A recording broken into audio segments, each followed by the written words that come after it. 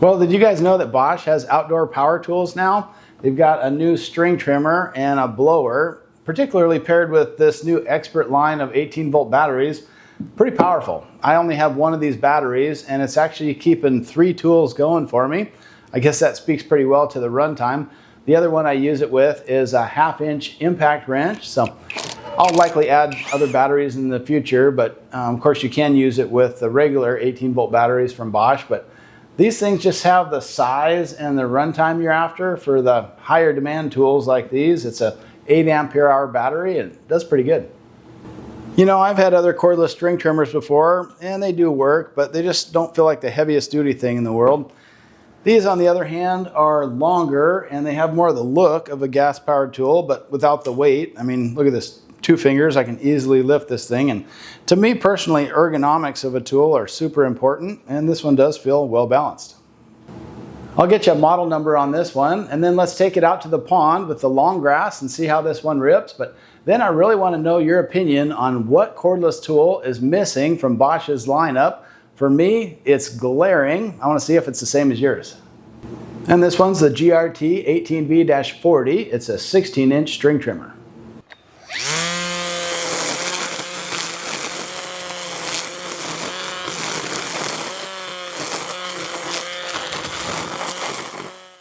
One thing that may not be immediately evident is why are there 2 buttons up here plus your trigger? Well, these are lockouts, so you have to advance at least one of those and then pull the variable speed trigger. And that's unique to have variable speed on a cordless tool anyway, but there's 2 of them just because this thing can be used as either an edger or a string trimmer. So sometimes one will be more convenient for other depending on your hand position, but that's all you have to do, one or the other. And look at how well balanced this thing is, even with a battery in there. It's just kind of teetering on the handle, so that's a good sign. There's a cool feature on this handle. There's a quick release, so tool free. You can rotate that in case you want to switch over to do some edging. Then it's got some other standard features that you'd find on most trimmers. Dual lines, bump feed, automatically keeps the length right, and auto trimmers. It's even got an edge guide up here as well, so you can drop that down in case you're working around some roses or something delicate. But I do like that that's on board because, boy, with an accessory, once you take it off, it seems like you lose it. And then I want to get back to that question, what's the one item that's really missing in Bosch's current cordless lineup? You know, I'm a woodworker, so for me, it's pretty obvious. They don't have a 1/2-inch cordless router. DeWalt has one, Milwaukee has one, heck, even Metabo has one. So where is Bosch's 1/2-inch cordless router? You know, I have a Bosch router. It's in my router table. I'm not going to get it out today, but I would love to see a 1/2-inch cordless router. They do a good job with their tools, and that's the one thing I'd love to see expanded on. If it's a different tool for you that you'd love to see on their lineup, leave a note for me in the comment section. And please do hit me with a quick thumbs up if you like tool review topics like this, and subscribe to The Thoughtful Woodworker.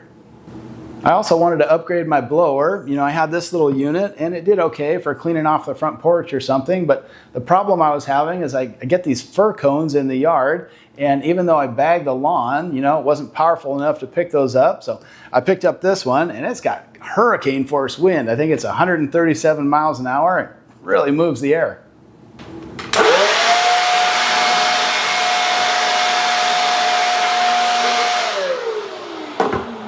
Is Bosch Profactor better?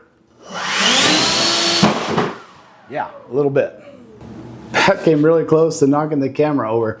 That would have made an expensive day in the shop, but here's a fun fact. My most expensive day in the shop was when I put my nice Infinity dado blade into my saw stop brake. Oops. That one's a GBL18V-450, and like most of the Bosch tools I've tried in the last few years, it's brushless as well. It runs just fine off that Expert 18-volt battery. Cool thing there, it's got a little thumb wheel for variable speed control, and then there's a lock-on button on the side for longer jobs. So that one does better on yard cleanup for me, but the other one I picked up was this 1/2-inch impact wrench. Now, not really a yard tool, but I do use it for knocking lugs off the pickup, and this thing's working pretty good as well. This is their mid-torque version. I think it gives you 575 foot-pounds of torque for installation and about 740 foot-pounds of torque for removal. But in fact, my buddy just got the same version on the DeWalt line, so maybe I should do a little brand comparison. Topic for another day. And if you come across any of these kits that come with a battery and charger, you may see this turbocharger version, and it's pretty nice. It charges 70% faster. And for instance, this expert battery, it'll take this to a 50% charge level in just 16 minutes. So that's one of the reasons why I can keep going just with that one battery.